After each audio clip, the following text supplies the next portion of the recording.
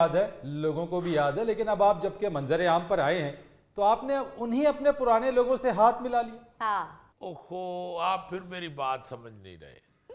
मेरे लोग भी उधर ही हैं, मैं भी उधर ही हूँ। मैं कोई किनारा कशी नहीं की मैंने, और ना ही वो प्रेस कॉन्फ्रेंस के बाद मैं को घबरा गया या डर गया। देखिए, प्रेस कॉन्फ्रेंस तो मैंने बिल्कुल ठीक की थी। वो तो आप सब लोग जानते हैं कि 9 मई के हवाले से कुछ अच्छा नहीं था हुआ। वो मैं भी उनमें शामिल हूँ जिसने एहतजाज किया, जो चीखा कि भाई ये सारा गलत हुआ है, ऐसा नहीं होना चाहिए था। उसके बाद एकदम गायब होने का मैंने आपको बता दिया है। वजह सिर्फ इतनी थी कि मैंने एक दांत की रूट कनाल कराई।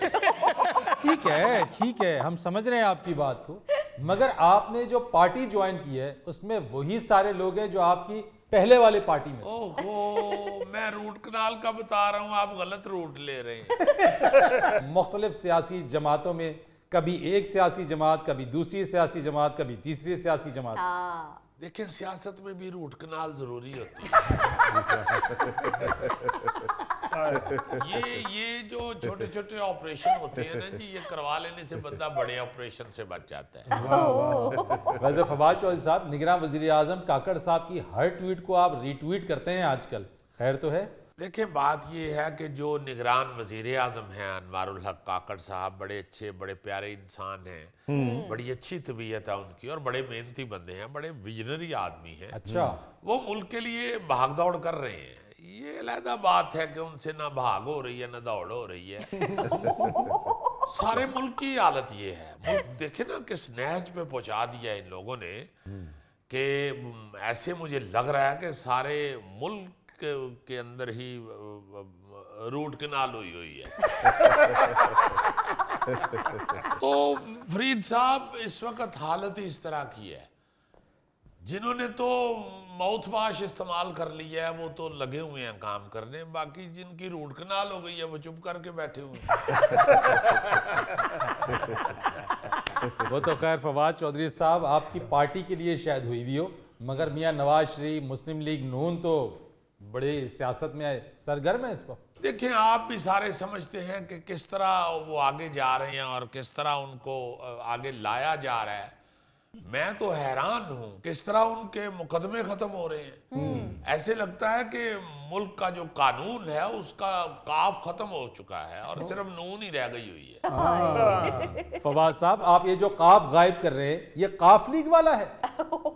नहीं, देखिए, किसी को भी नहीं छेड़ना चाहिए। हर डॉक्टर से सलाम दुआ रखनी चाहिए, कहीं से भी रूट कनाल करानी पड़ जाए।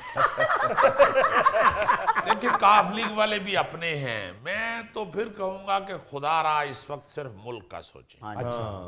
इस वक्त सारे सिर्फ ये सोचें कि मिल बैठ के कुछ ऐसा किया जाए, कोई ऐसा लाहे अमल इख्तियार किया जाए जी कि रूट कनाल ना करानी पड़े। फवाद साहब, जिस तवातुर के साथ आप रूट कनाल का तस्करा कर रहे हैं, मुझे तो ऐसा लगता है कहीं आपने डेंटिस्ट्री का कोर्स तो नहीं कर लिया है? नहीं, ये बात नहीं होती कि आप कोर्स से ही कुछ सीखें। आपकी रूट कनाल भी हो तो आप समझ जाते हैं रूट कनाल हो गई है। बड़ा दुख होता है जी रूट कनाल का। ये गोगा जी की बेगम ने इनसे रूट के तो कनाल में छलांग लगा दी थी। फवाद साहब, आइंदा इलेक्शन में मियां नवाज शरीफ को आप जीतता हुआ देख रहे हैं? देखिए, मैं समझता हूं कि मियां नवाज शरीफ को इक़्तिदार देना जो है ये पाकिस्तान की मईशत, सियासत, समाज की तबाही है। भाई, आप देखें, वो एक गैर मकबूल लीडर हैं इस वक्त। आप उनको क्यों इक़्तिदार देना चाह रहे हैं? आप उन लोगों को क्यों नहीं आगे ला रहे, उनको क्यों नहीं इक़्तिदार दे रहे जिनकी आपने रूट कनाल की है? मगर फवाद साहब, फैसला तो आवाम करेंगे, वोट डलेगा, वोट का जो नतीजा आएगा उसके मुताबिक जिसने वजीर आजम बनना होगा वो बन जाएगा। हाँ जी। नहीं तो आवाम को बताएं ना हमारी रूट कनाल हो गई है।